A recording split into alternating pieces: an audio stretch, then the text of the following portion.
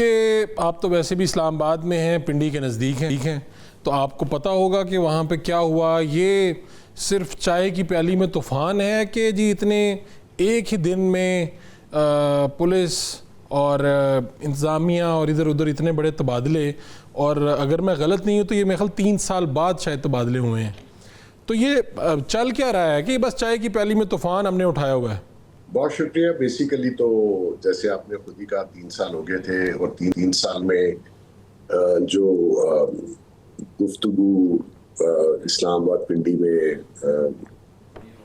इन सारी पोजीशंस के बारे में हो रही थी और किसी तरफ से कुछ लिंक किया जा रहा था, तो वो नेचुरली जब वो टॉप ब्रॉस को इसका इल्म हुआ और चीज़ें हद से ज़्यादा निकल गई, तो नेचुरली इनको सबको तब्दील किया गया। और वैसे भी किसी भी टेन्योर में 3 साल की पोस्टिंग और इतनी अफवाहें और इतनी किस्से जब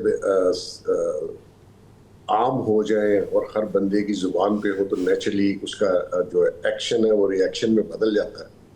तो मेरे ख्याल में उसी वजह से ये 2-3 दिन से सुनने में मिल रहा था कि ये सब लोग जाएंगे, क्योंकि बहुत से लोग जो है वो इन बातों पे बिलीव करने शुरू हो गए थे कि ये सारा एक ऐसा नेक्सस मिल गया, ट्राइका बन गया, जिसकी वजह से काफ़ी अफवाहें थी मार्केट में।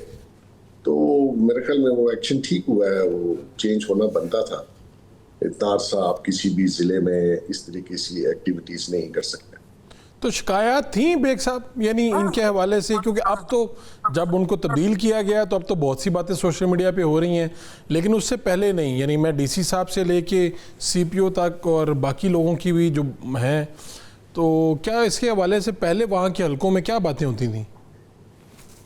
देखें, अफवाहें बहुत ज़्यादा थी और किसी एक मखसूस शख्स से उनका लिंक किया जा रहा था, और वो एक बदनामी का बायस बन रहा था वो लिंक। और आपको पता है शहर में कुछ हकीकत होती है, कुछ अफवाहें होती हैं। ठीक है। अब डीप डाउन जाके तो कोई इन्वेस्टिगेट इस तरीके से नहीं कर सकता, लिहाजा उन अफवाहों को ख़त्म करना था, और इसलिए इनकी सबकी ट्रांसफ़र हुई।